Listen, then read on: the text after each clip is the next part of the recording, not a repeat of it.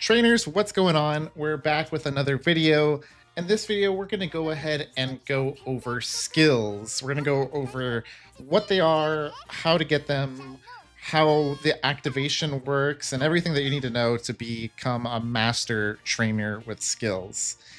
Now, before we get started, let me just go ahead and remind you guys that in the previous video that I made, we went over how you guys can get El Condor Pasta, and I just unlocked him. So let's go ahead and unlock her right now just to show you guys what it looks like when you unlock them from that Legends event. So that's all you got to do to unlock them, and you get a free El Condor Pasta. If you haven't done that event, make sure you check out my previous video and get yourself a free copy of El Condor Pasta before that event goes away. Now, anyways, let's go ahead and get right into the skills, right? So, to begin with, let's go ahead and go over how do we get skills. Now, you're going to be getting skills mostly through your story mode, and you're going to be getting them mostly through your decks right here, your skill cards. Now, what you want to do is read. Unfortunately, yes, you want to read. If you were trying to min-max, right? If you're trying to make a really, really good deck for a specific Musume, then you need to say, okay, well, for example, we'll take this card right here. If we look at Twin Turbo right here, we can have a little tab right here that says skills. These are all of the skills that Twin Turbo has a chance to teach you in the middle of your career runs. So we have some Moxie, which is a front runner skill. We've got Fast Pace, which is a front runner, Early Lead, and Leader's Pride. So that means Twin Turbo is a very, very good skill card specifically for front runners. If you're not using a front runner, then when you see the little events in your career with Twin Turbo in the event mode, then you probably don't want to talk to her to get a skill hint for a frontrunner skill if you're not using a frontrunner character. However, if you want one of these skills, then you're going to go ahead and hit that little exclamation point. For example, when they're doing like a speed training and they have that little exclamation point over their head, that means they're going to give you one of these 6 skills. Now, let's go ahead and look at another card. One that's very popular right here is Fine Motion. Now, Fine Motion is not necessarily popular because of the skills. They're popular because they're a big stat stick right here as well. They give 27 wit, some good wit bonuses. It's not just skills that make these cards good. But if we look over here, this card also gives us Nimble Navigator, which is pretty good on a lot of characters. And it gives us Straightaway Acceleration, which is also a very nice skill. So as you see, depending on the cards that you use will depend on what skills that you get. So if you're trying to make a really, really specific type of build, then you might want to spend just a few minutes reading over all of your SRs and UR cards to decide whether or not if you want to use them. As you see right here, Vodka right here has a ton of skills. And remember, every time you talk with them during those little exclamation point events, you get one of these at a random interval. So this is going to be how you get your skills. Now, let's go ahead and go over what skills are we going to be looking for on these. Well, the very first thing, I don't believe I can showcase the rare skills on here, but if you have any rare skills, I don't know if it shows exactly on here, but when you're going to be doing your events, you're going to be getting a chance at getting red skills. Or sorry, I said red skills. The golden skills. If I go ahead and swap on over to this little website right here, it'll actually give you a good list of all of the skills in the game. And we can go ahead and swap to rare skills. Now, a very popular one that a lot of people find is Swinging Maestro. That's a very good skill. Generally, if you see any skill with a golden border, you're going to want to go for those skills as long as it fits your build, right?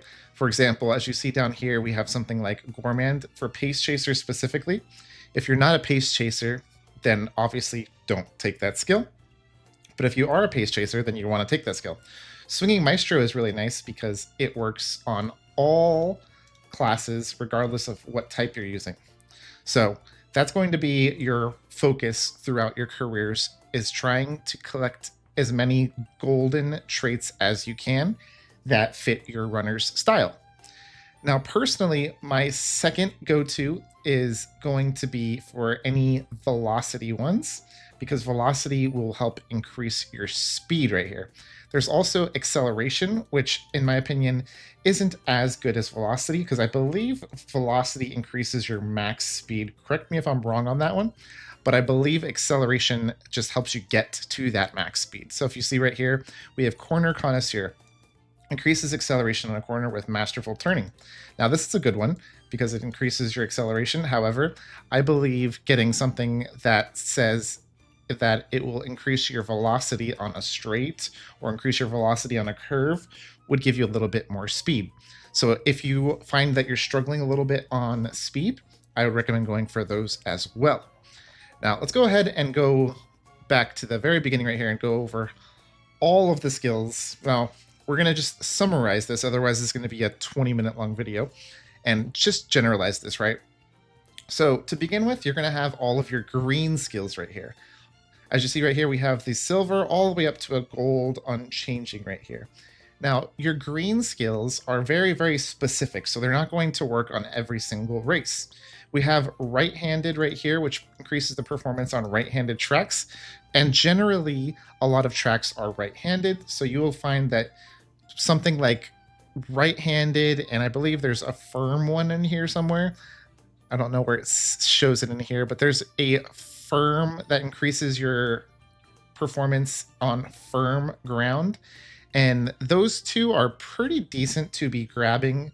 However, they're not something that you want to grab all the time because these are more like, okay, this is my last couple races. I'll go ahead and throw my leftover points in a green skill, or I have nothing better, so I may as well throw something in a green skill. That's the way I kind of see the green skills. Or if you know you're going to be struggling in a race and you're just like, okay, I need to get a little bit extra boost, then you can throw them into green skill. So green skills are your lowest priority right here. Now, purple skills, I'm sure a lot of you guys don't even know what purple skills are. This is generally gotten if you injure your Uma Musume. What this does is give you a detriment. So this is like an anti-skill, right?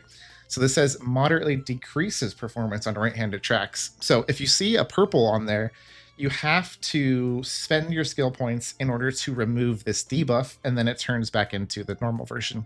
So unfortunately, if you ever see this, you got to pay your skill points to get rid of it. It's very important to do that. Otherwise, you're going to be finding yourself losing races that you should be winning.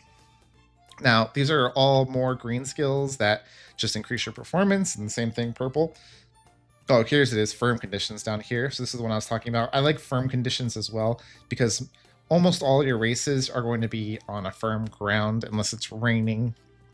So that's all the green skills. Now let's go ahead and go over these blue skills. Now, the blue skills are all of your stamina reduction or stamina increasing ones. So it decreases your fatigue and increases your stamina. So for example, if you're doing a medium or a long race, as you see, a lot of these are medium or long, you're going to want some extra stamina. Now, if you have like 600, 800, 900 stamina, you probably don't need to worry too much about grabbing these blue skills. However, if you are lacking on your stamina, or you notice when you're watching the runs that you are running out of stamina towards the end of your race, then definitely grab a stamina skill. And personally, I think one of the best skills in the game for stamina right here is Swinging Maestro. So if you ever see this skill, make sure to grab it. It will definitely help you a lot in your races. There's a lot more difficult ones that are more niche, like the front runner for the Moxie one slightly reduces fatigue. This one recovers endurance on a corner. So you might think, okay, well, Moxie's similar, right? Well, this one's a rare skill down here on the bottom with Swinging Maestro, so it's significantly better. So do keep that in mind. And we also have a whole bunch of other skills. I'm not sure if all these skills are actually in the game right now. I've only ever seen Swinging Maestro out of this list, but actually I think I've seen Gourmand as well. So as you see, this one is a recover endurance mid-race for a pace chaser. If you're using specifically that pace chaser one, then you could take a pace chaser instead of a swinging maestro. I probably wouldn't recommend going too many of the gold and blues because one will generally be enough for you to complete a race. Now, we also have some detriments right here. We already went over how those are. And then some unique skills right here. Unique skills are going to be for your Musumes that have a specific skill for that, such as Haru Oraras for the super duper stoked. Obviously, they just come with those, so we don't really need to go over those. Now for probably the more difficult section right here. These are everything else in the game, basically. This is your acceleration. This is your unique skills for acceleration. Luck be with me, moderately clears a path. So what do we want out of all of these skills? Well, I believe it's very similar to what I was stating in the beginning. Out of all these skills, these are generally like your speed, your mobility, your movements, pretty much anything that involves running, right, which is almost everything, is in this section right here. Now, again, prioritize velocity and then acceleration. However, if you are using a late or a long or an end closer, anything that's towards the back, there is a few skills that are very, very important for you to be grabbing while you are using those ones. I'm not sure if I can find it because there's so many over here, but you want to find, let me see if I can find it in here. There's a movement skill that I always love to take. As you see, Sky High Teo Step is in here. There is, where is it? Where is it? Maybe I can just Control F and find it. There should be one that increases your mobility to break away that I always use in almost all my runs. I can't find it, unfortunately. Where is it? Oh, here it is. Prepared to Pass. That's what I was looking for. Prepared to Pass. I like to use Teo a lot, so Prepared to Pass is one of my favorite skills.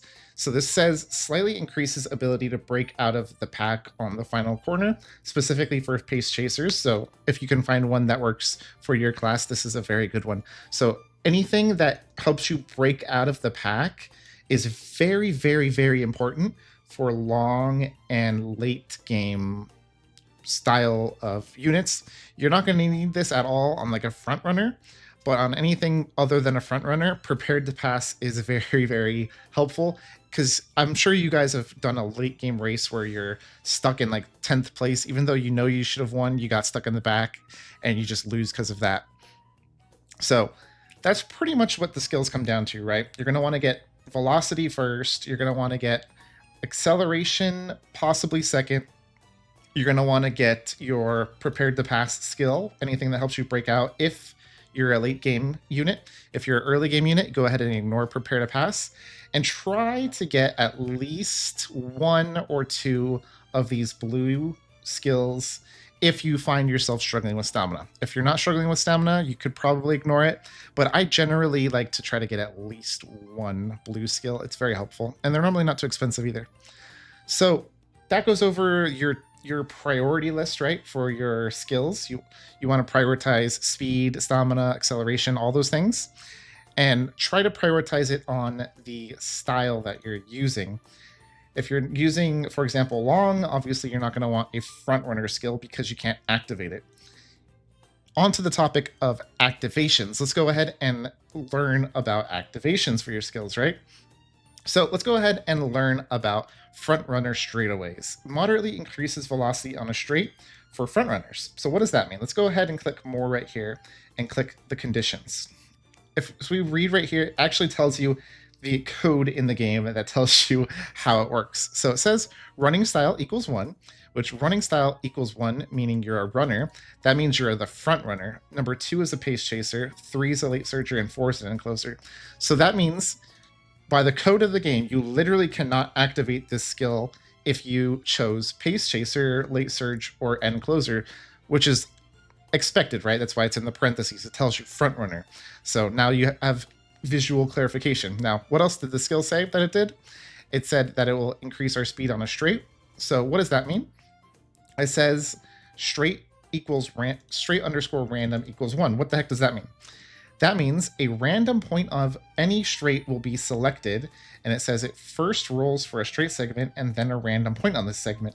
Thus, if there's one very short straight and one long straight, they both have the same exact chance to be selected. Straight generally only means the straight part of the track next to the stadium seatings or the one across from there. In other words, tracks can have parts that are neither straight nor a corner.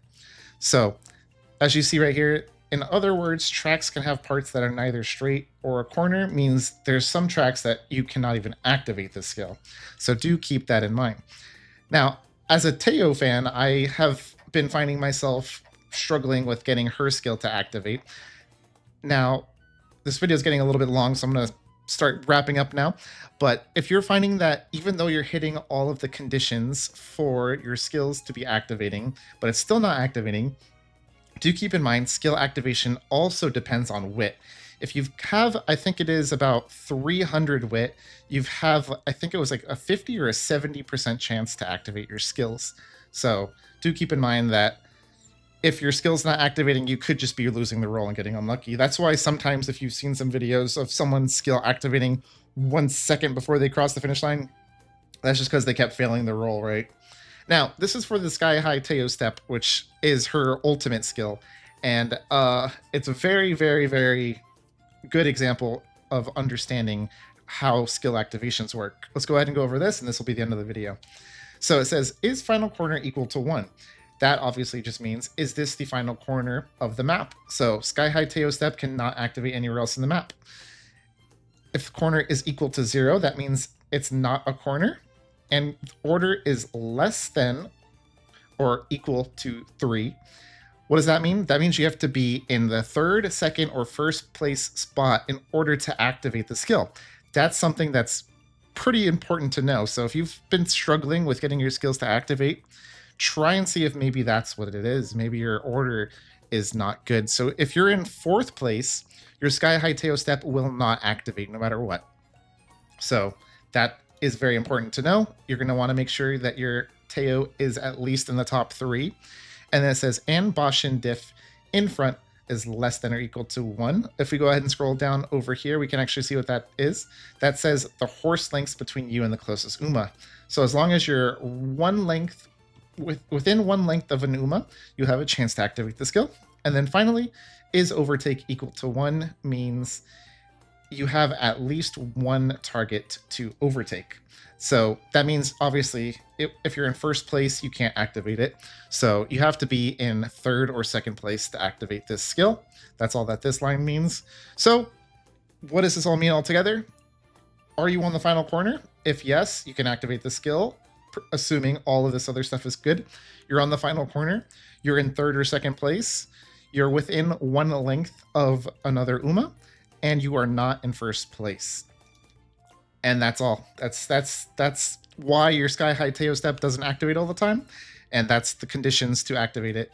As you see, there's a whole bunch of different conditions for every single skill in the game. If I went over every single one, we would be here absolutely forever. But since I talked about it so much, let's just take one quick look at the Swinging Maestro right here. As you see, this one activates pretty easily. You just have to hit a corner. So not every single skill is as complicated as the Sky High Teo Step, but they are pretty simple like this. And I've generally seen that skills can only activate 1 time per race. So do keep that in mind as well.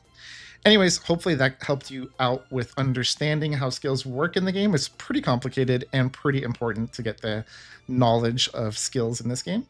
Anyways, thank you guys for watching. Make sure you guys check out the previous video if you want to check out how do you guys defeat the current event, and enjoy playing more Uma Musume. Good luck, trainers.